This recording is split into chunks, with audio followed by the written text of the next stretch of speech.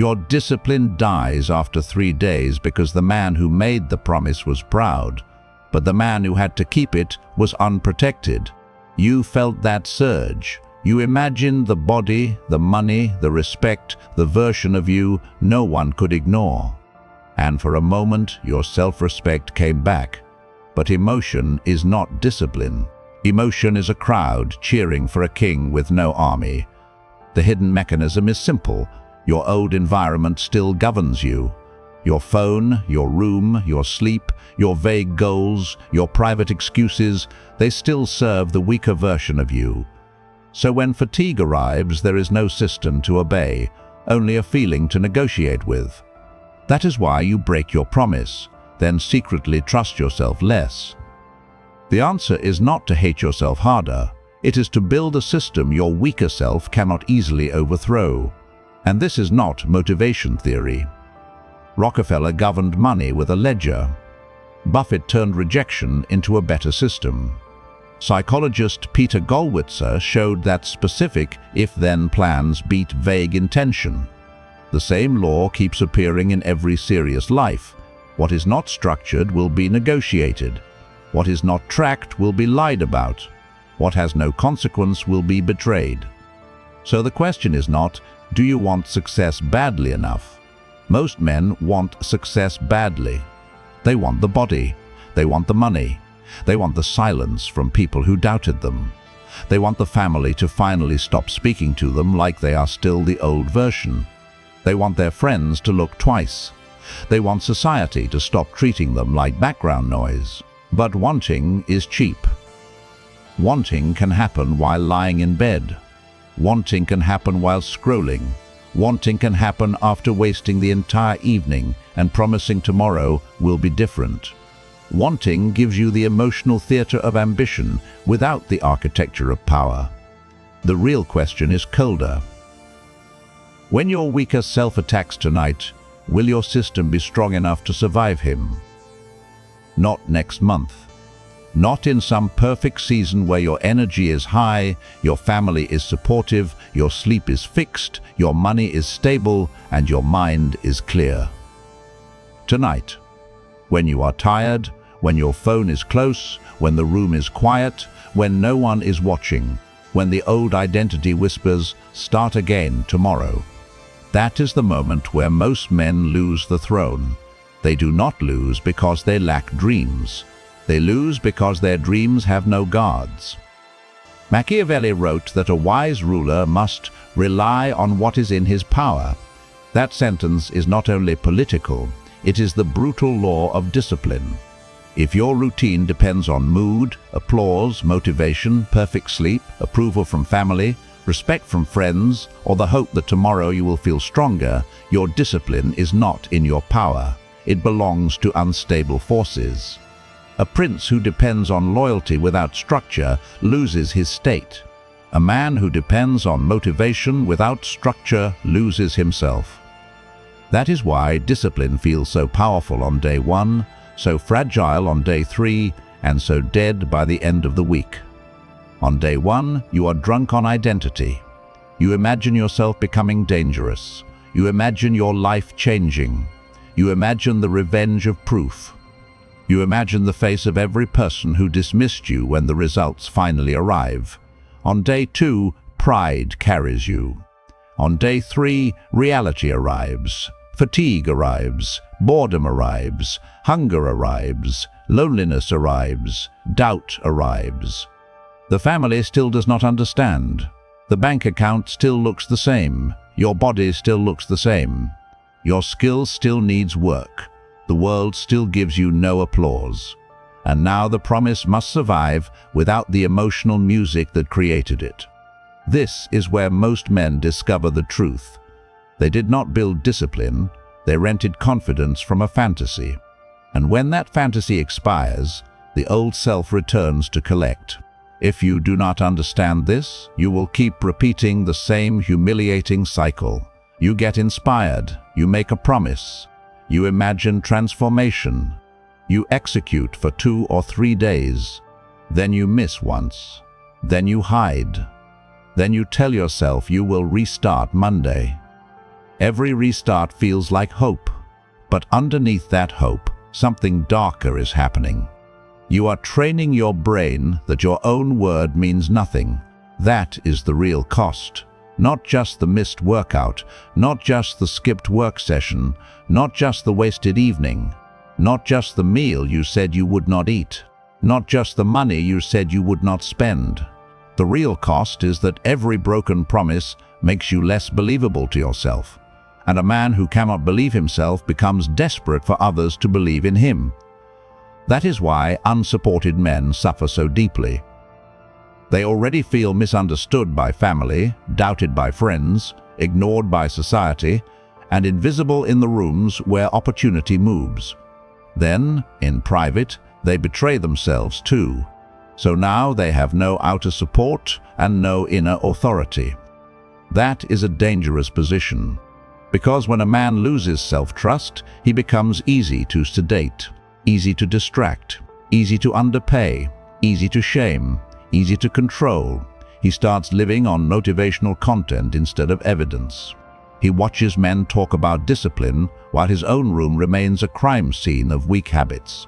This is why discipline matters. Not because waking up early makes you morally superior, not because having a routine makes you impressive, not because suffering is noble. Discipline matters because every kept promise restores internal authority, and every broken promise teaches the weaker version of you that the kingdom is still negotiable. Let me show you this through men who understood proof better than emotion. John D. Rockefeller did not begin as the most powerful oil man in America. At 16, he got his first job as an assistant bookkeeper in Cleveland. He was young, unknown, and without status. He did not have the luxury of pretending that ambition alone made him powerful. He kept careful financial accounts in what became known as Ledger A receipts, expenses, charitable donations, money spent, money invested, money loaned, money owed. That sounds small to a man addicted to fantasy, but it is not small. A ledger is a weapon against self-deception. Rockefeller made reality visible. He forced money to answer to numbers. He did not trust vague ambition. He did not say, "I want to become rich," and then leave his financial life in fog. He tracked, he measured, he recorded, he created evidence. And what gets tracked becomes governable. That is discipline as architecture. Now look at Warren Buffett. Buffett was rejected by Harvard Business School. Many men would have turned that rejection into identity collapse. They would have said, "Maybe I am not who I thought I was." They would have hidden. They would have chased validation. They would have allowed one institution to become the judge of their future. Buffett did something colder. He went to Columbia. He studied under Benjamin Graham. He moved toward a stronger teacher. Columbia became the place where the intellectual foundation of his investing life sharpened. The rejection did not become a wound he worshipped. It became a redirect into a better system. Pressure came. He did not seek comfort, he sought structure. That is the difference between men who become dangerous and men who only become emotional. Most men feel pressure and seek sedation. They feel rejected and seek validation. They feel behind and create a heroic fantasy. But powerful men turn pressure into structure. The science agrees with the pattern. Psychologist Peter Gollwitz's work on implementation intentions showed that people are more likely to achieve goals when they create specific if-then plans.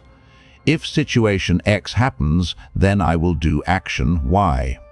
A meta-analysis of 94 independent tests found these plans had a medium to large positive effect on goal attainment.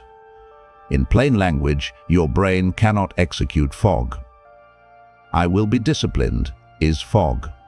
If it is 7 in the evening, I sit at my desk, put the phone outside the room, and write 500 words before opening YouTube is a command. The difference is not poetry. The difference is power.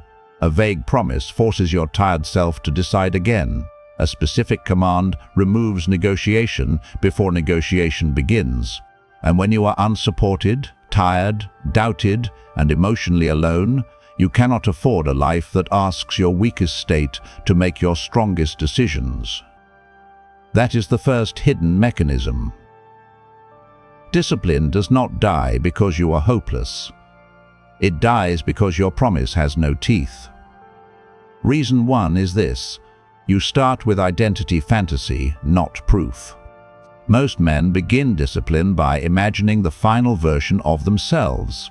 The body, the money, the respect, the silence from doubters, the family finally realizing they were wrong, the friends watching from below, the higher status rooms, the better clothes, the colder walk, the version of you that no longer explains himself. This fantasy feels powerful because it gives you emotional reward before you have earned evidence. You feel transformed without transformation. That is dangerous, because the brain loves the image of dominance more than the price of dominance. It loves seeing the future body more than training the current body. It loves imagining wealth more than tracking expenses. It loves picturing respect more than doing the invisible work that creates competence. It loves the feeling of becoming someone before the proof exists. You did not build discipline. You rented self-respect from a fantasy. And when rent is due, the fantasy disappears. This is why announcing a new routine can feel better than keeping it. This is why buying the notebook can feel like progress. This is why watching 5 videos about discipline can make you feel disciplined while your actual life stays unchanged. Your brain received a reward from the idea of change, so it becomes less desperate to create change. The correction is simple, but it is not comfortable. Stop asking, "Who am I becoming?" Ask, "What proof did I create today?" 1 workout, 1 page, 1 sales call, 1 hour of deep work, 1 tracked expense, 1 public output, 1 saved dollar. 1 measurable action that makes the future version less imaginary. Identity must follow evidence. If it comes before evidence, it becomes delusion. And this matters deeply for the unsupported man. Because if nobody around you believes in your ambition, fantasy becomes tempting. It gives you a private kingdom where you are already respected. But private fantasy does not change public reality. The world does not update its judgment because you imagined yourself stronger. It updates when the evidence becomes hard to ignore. If you are the right viewer, stop false progress. You already know the problem is not that you lack dreams. It is that your dreams are not being converted into proof. If that stays the same, you will keep consuming power while producing none. Patreon is where I build the deeper system. Private frameworks, unfiltered breakdowns, proof, positioning, discipline, funnels, leverage, and self-command. It is not for men who want comfort.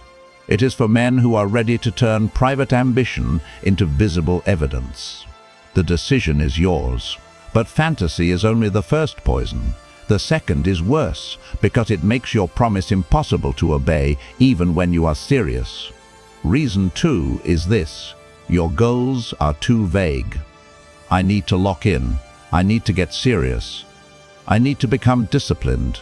These statements sound masculine, but they are operationally useless. They create emotion, not instruction. The brain cannot execute fog. It cannot obey a cloud. It cannot act on a dramatic sentence that contains no time, no place, no action, no duration, and no output. When you say, "I will work harder," your brain hears nothing specific. When you say, "I need to get my life together," your brain receives pressure without direction. Pressure without direction becomes anxiety. Anxiety seeks escape. Escape becomes distraction. Distraction becomes shame. Shame becomes another restart. A disciplined command must answer 5 questions. What time? What place? What action? How long? What output? Not, I will work on my business. Say at 8 in the evening at my desk, I will write one offer, send 5 messages, and track the result before I touch entertainment. Not, I will get fit. Say after waking, I will drink water, put on my shoes, and train for 20 minutes before checking my phone. Not, I will save money. Say every Friday evening, I will move a fixed amount into savings, record my expenses, and remove one useless purchase from next week. This is not about sounding productive. This is about removing room for betrayal. Machiavelli warned that people are subject to present necessities. That is why vague goals fail. When tiredness, hunger, boredom, loneliness, lust, resentment, or exhaustion arrives, the present necessity becomes louder than the future vision. You thought your future self would dominate the moment, but the moment has weapons. The moment has your phone. The moment has your bed. The moment has food delivery. The moment has social media. The moment has entertainment. The moment has the voice that says you deserve rest. The moment has old pain. The moment has every easy escape. Your environment has trained you to obey. Specificity protects you from the tyranny of the moment. A clear command is not romantic, but it is powerful. It turns ambition into instruction. It tells the body where to go. It tells the mind what to do. It tells the weaker self there is less room to negotiate. And this is where the next collapse begins.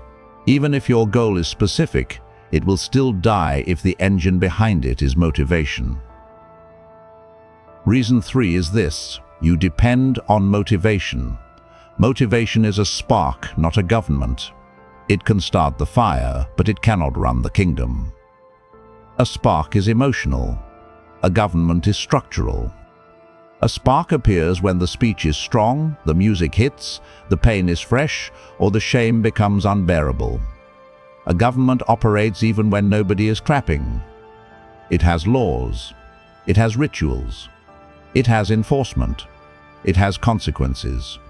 It does not ask every morning whether it feels inspired to exist. If the habit only happens when you feel strong, you do not have discipline. You have mood-based behavior. This is why many men collapse after 3 days. Day 1 is emotion. Day 2 is pride. Day 3 is negotiation. By day 4, the old self asks a simple question: do we really have to do this today? If there is no system, that question wins. And notice how clever the weak self is. It rarely says, destroy your life. It says, just today. It says, you have worked hard. It says, you can restart tomorrow. It says, one missed day means nothing. It says, you need recovery. It says, you should wait until the plan is perfect. It says, research more. It says, decide later. The weak self is not always loud. Sometimes it sounds reasonable. That is what makes it dangerous. The disciplined man does not wait to feel ready. He reduces the number of moments where readiness is required. Same time, same place, same trigger, same minimum standard, same tracking, same consequence. The goal is not to feel powerful. The goal is to make obedience easier than betrayal. This is a cold idea, but it will save your life if you understand it. You are not trying to win a dramatic battle every night. Dramatic battles exhaust you. You are trying to design the battlefield so betrayal has fewer paths. You remove the phone before the craving. You set the clothes before the morning. You define the minimum before the fatigue. You create the consequence before the excuse. A man ruled by mood cannot be trusted with power, because power requires continuity. Money requires continuity. Skill requires continuity. Reputation requires continuity. A strong body requires continuity. Trust requires continuity. And continuity cannot be built on emotional weather. But even a specific routine and a serious intention can still collapse if the room around you is loyal to the old king. Reason 4 is this: your environment is still loyal to the weak version of you. Your environment is not neutral. Your phone is not neutral. Your room is not neutral. Your algorithm is not neutral. Your sleep schedule is not neutral. Your food, your friends, your notifications, your lighting, your desk, your bed, your browser tabs, and your digital habits are all voting for a version of you. The question is, which one? If your phone is beside your bed, your weak self has a weapon. If your workspace is full of distraction, your weak self has a kingdom. If you sleep at random times, your weak self controls your energy. If your room is designed for consumption, do not act surprised when production feels unnatural. Most men try to build a powerful identity inside an environment designed for weakness. Then they blame themselves when weakness keeps winning. But the environment was already voting before the man started fighting. Look around your room and ask a brutal question. What kind of man does this place expect me to become? Does your desk expect work or escape? Does your phone expect control or addiction? Does your bed expect sleep or scrolling? Does your schedule expect production or chaos? Does your bank account expect sovereignty or impulse? Does your evening expect construction or sedation? Your environment is a silent prophecy, and every day you obey it more than you think. Research on habit formation shows that habits are strongly tied to repeated actions in stable contexts. In Lally and colleagues' real-world habit study, people took widely different amounts of time to reach automaticity, from 18 to 254 days. That detail matters, because it destroys the fantasy timeline. Most men want discipline to become automatic in a week. They want 3 days of effort to erase years of environmental programming. They want one emotional decision to defeat a room, a phone, a schedule, a sleep pattern, a social circle, and an identity that has been rehearsed for years. That is not discipline. That is magical thinking wearing a serious face. If a habit may take 18 days for one person and 254 days for another, then your system must be built for war, not inspiration. It must survive boredom. It must survive low energy. It must survive no applause. It must survive the weeks where nothing visible changes. It must survive the dangerous space between effort and evidence. That space is where weak men return to comfort. Not because they are evil, not because they are doomed, but because their environment gives the weaker self too many exits. You do not rise to your ambition, you fall to your environment. So, redesign the environment until it stops serving the man you claim you want to kill. Put the phone outside the room before work begins. Remove the apps that own your attention. Keep the training clothes visible. Put the book where the remote used to be. Make the desk clean enough that work can begin without ceremony. Sleep at a time your future does not have to recover from. Keep water close. Keep junk away. Block the sites that turn your evening into ash. Make the first action so obvious that hesitation looks foolish. Do not tell me you are serious while your old life still has a fully armed security team. You say you want a new identity, but your environment still protects the old one. You say you want discipline, but your phone sleeps closer to you than your purpose. You say you want to build, but your room is arranged for consumption. You say you want to become undeniable, but your day is still designed to make you forget yourself. That contradiction is the real enemy. And once you see it, you stop asking for more motivation. You start removing access. Because your weak self is not defeated by speeches. It is defeated by design. But even a redesigned environment can fail if your first step is built for a fantasy version of you. Reason 5 is this: you make the first step too large. Weak systems collapse under heroic plans. You tell yourself 2 hours every night. Gym 6 days a week. No sugar forever. No social media. Wake up at 5 in the morning. Read one book every week. Build a business after work. Save aggressively. Meditate. Journal. Train. Learn a skill. Become a machine. It sounds powerful. But often it is not power. It is ego. It is the part of you that wants to feel transformed immediately. It is the same identity fantasy from reason 1, now disguised as a schedule.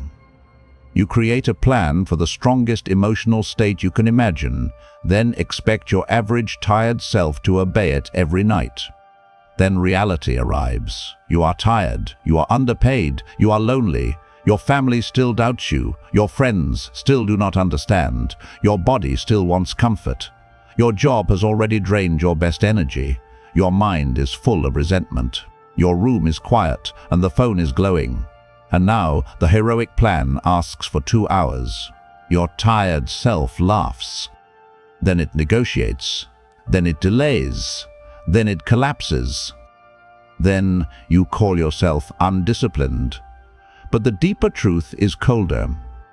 Your plan was not designed to survive your real life. It was designed to flatter your fantasy identity.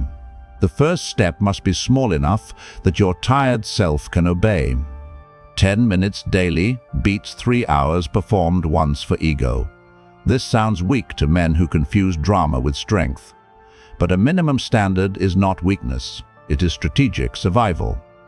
The minimum is the gate that protects continuity. If the full workout is impossible, do the minimum workout. If 2 hours of deep work is impossible, do 15 minutes. If writing the entire piece is impossible, write 1 paragraph. If cleaning the whole room is impossible, clean the desk. If saving a large amount is impossible, save something. If making 10 sales calls is impossible, make 1. If reading a chapter is impossible, read 1 page. The goal is not intensity. The first goal is continuity. Continuity creates identity.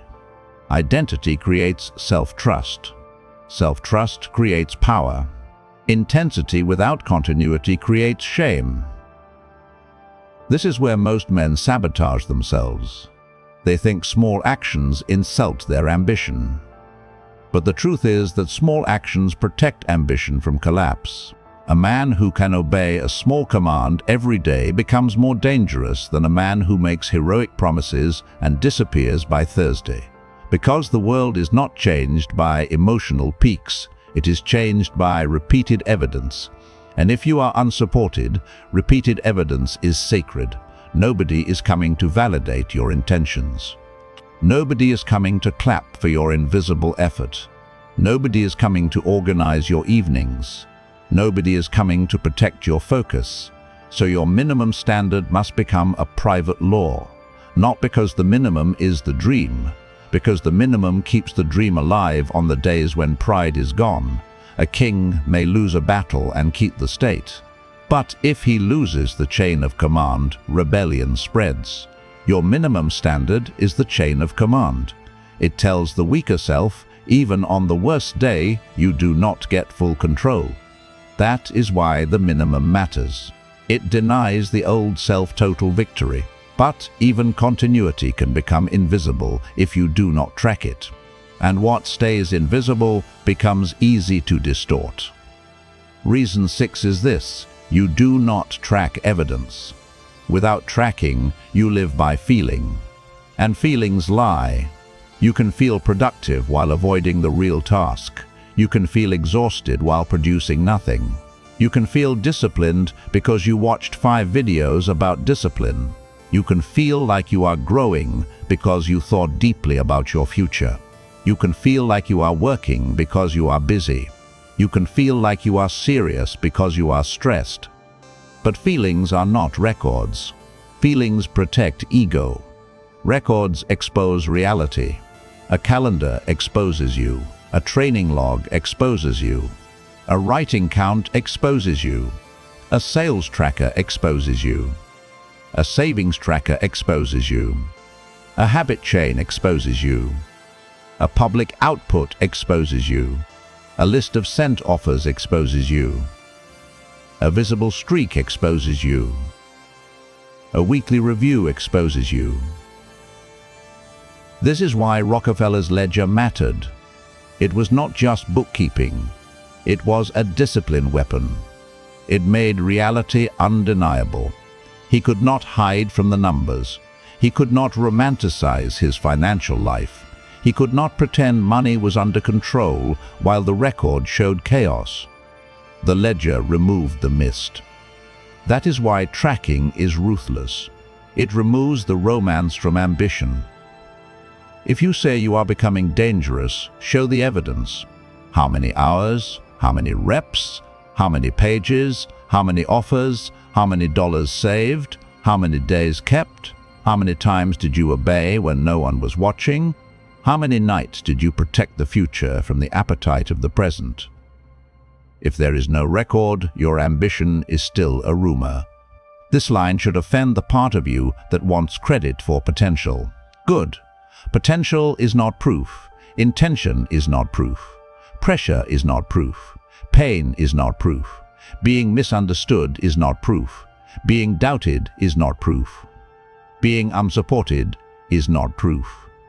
The only thing that begins to change your relationship with yourself and the world is evidence. And evidence requires a record. Because the unsupported man has a special danger, he already feels unseen by the world. If he also refuses to make his own progress visible to himself, he becomes trapped in emotional fog. Some days he feels like he is failing when he is improving. Other days he feels like he is improving when he is hiding. Tracking destroys both illusions. It shows the truth. And truth is more useful than comfort. If you are the right viewer, stop pretending. Pressure is progress. You already know the real problem is not lack of information, it is lack of visible proof, lack of structure, and lack of enforcement. Stay the same, and your ambition will remain a private story with no market signal and no personal authority. Patreon is where the deeper system continues. Private frameworks, unfiltered breakdowns, proof, positioning, discipline, funnels, leverage, and self-command. It is not for spectators who want motivation. It is for men building evidence that can no longer be ignored. The decision is yours, but tracking creates another test, because eventually the chain will break. You will miss one day, and what you do next decides whether you are building discipline or worshipping perfection. Reason 7 is this: you break one day and call it failure. Most men do not fail because they miss once. They fail because one miss becomes a verdict. They miss Monday. Then they say, "I ruined the week." Then the weak self celebrates, because now there is permission to collapse. This is childish. One mistake is information. 2 mistakes are a pattern. 3 mistakes are a system exposing itself. The rule is simple: never miss twice. Not because perfection matters. Perfection is fragile. Perfection creates fear. Perfection makes one mistake feel like death. And when one mistake feels like death, men hide from the record. They avoid the tracker. They stop looking. They turn a small failure into a full identity collapse. A disciplined man does not worship streaks. He protects continuity. If you miss the full workout, do 10 push-ups. If you miss 2 hours of deep work, do 15 minutes. If you miss the morning, reclaim the evening. If you miss the perfect meal, eat the next one correctly. If you waste the afternoon, do not donate the night to weakness. If the day is damaged, do not surrender the rest of it. A king may lose a gate. He does not surrender the city. This is the difference between immature discipline and strategic discipline. Immature discipline says, "I was perfect or I failed." Strategic discipline says, "The system has been attacked, now protect continuity." That is how you rebuild self-trust. Not by never falling, but by refusing to turn a fall into an identity. The weak self wants you to think one miss proves you are fake. It wants you to feel exposed. It wants you to say, "See, I knew I could not change." It wants to use one mistake as legal permission to restore the old government. Do not give it that authority. One missed day is not the end of discipline. It is a security breach. You do not burn the kingdom because a gate was opened. You close the gate. You inspect the weakness. You reinforce the wall. You continue. And when you do this repeatedly, something powerful happens. Your identity becomes less dramatic and more reliable. You stop being the man who needs perfect conditions to respect himself. You become the man who can recover command after damage. That is a far more dangerous man.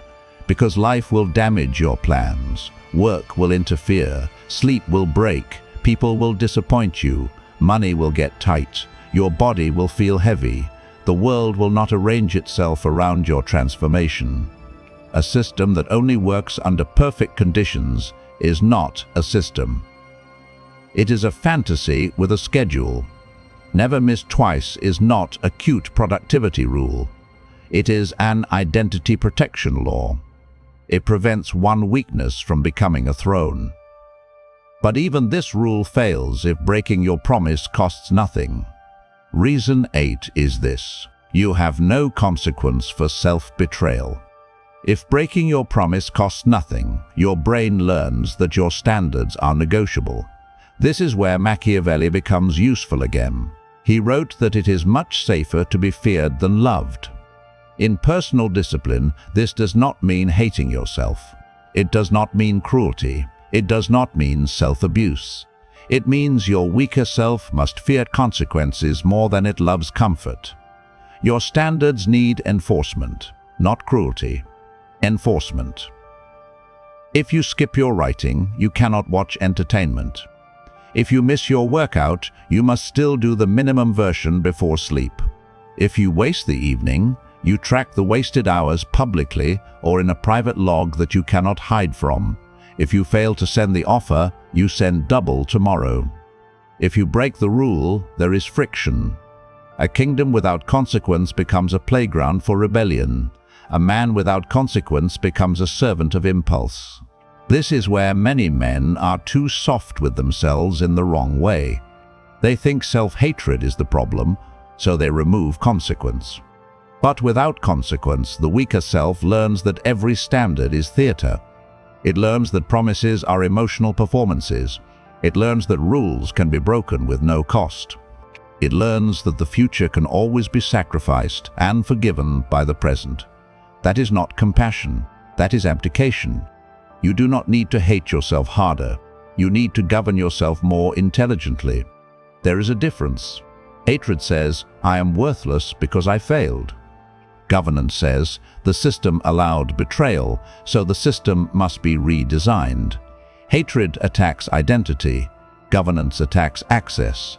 Hatred produces shame. Governance produces structure. Hatred says, "I am broken." Governance says, "This door stays locked next time." Your weaker self should not be tortured. It should be contained. Give it fewer weapons. Give it fewer excuses. Give it fewer escape routes. Give it fewer private places to hide. Give it consequences when it violates the standard, not emotional punishment. Structural consequence. This is how serious men are built, not by endless speeches. And once you understand all 8 reasons, the deeper shift becomes impossible to ignore. You are not undisciplined because you are broken. You are undisciplined because your life is still designed to protect the weaker version of you. That version wants comfort without proof, respect without repetition, money without skill, status without sacrifice, confidence without evidence, transformation without construction. And every time you create a vague goal, leave your phone nearby, refuse to track evidence, depend on motivation, create a heroic plan. Your tired self cannot obey. collapse after one miss, or attach no consequence to self-betrayal, you leave the gates open.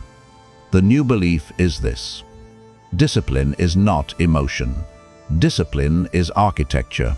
It is the architecture of your room, your phone, your calendar, your sleep, your standards, your tracking, your consequences, your minimums, your environment, your proof. The unsupported man cannot afford romantic discipline. He needs operational discipline, because nobody is coming to save his focus. Nobody is coming to organize his life.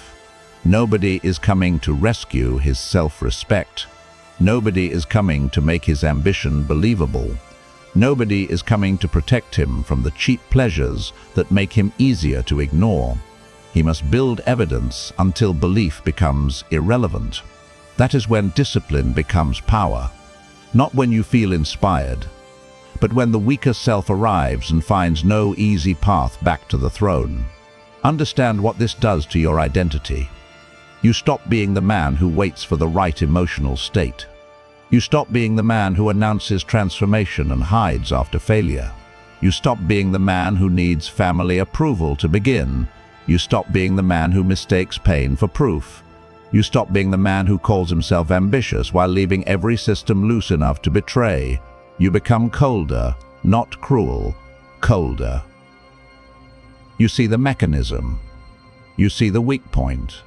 You see the gap between fantasy and evidence. You see the way your environment votes. You see the way your mood lies. You see the way vague goals seduce you. You see the way one missed day tries to become a verdict. You see the way comfort keeps returning through any unlocked door. And because you see it, you can govern it. That is self-command. Self-command is not loud. It does not need to post every intention. It does not need applause. It does not need people to understand. It does not need the room to believe. It builds proof quietly until the proof becomes louder than explanation. This is the discipline system. Start with proof, not fantasy. Make the command specific. Stop depending on motivation. Redesign the environment. Make the first step small enough to obey. Track the evidence. Never miss twice. Attach consequence to betrayal. That is how discipline survives the death of emotion. And now the question becomes personal. What system would you build if you knew your weaker self was going to attack tonight? Not someday. Tonight. When you are tired. When the phone is close. When the room is quiet. When no one is watching. When the fantasy fades. When your old identity whispers, "Start again tomorrow." That is the moment that decides the man. Not the motivational surge. Not the announcement. Not the fantasy. Not the temporary pride. The moment of negotiation. So build the system before the negotiation begins. Write the if-then plan, remove the phone, set the minimum standard, track the evidence, create the consequence, protect the next day, never miss twice, and stop calling yourself undisciplined when what you really are is unprotected. The man who made the promise was proud. Now build a system strong enough for the man who has to keep it. Discipline dies when it depends on emotion. Discipline survives when it becomes architecture. So tonight, do not ask whether you feel ready. Ask what your weaker self can still access. The phone, the bed, the vague goal, the hidden excuse, the missing consequence, the untracked promise, the easy escape. Remove one weapon from him before he returns. Because the man who keeps promises is not the man who feels powerful for 3 days. It is the man who builds a life where betrayal becomes harder than obedience. If this is the point where you stop negotiating with the old version of yourself, comment "No more negotiation." Not as a slogan, as a public line in the sand. Then close this video and make one immediate change before the weak self has time to argue.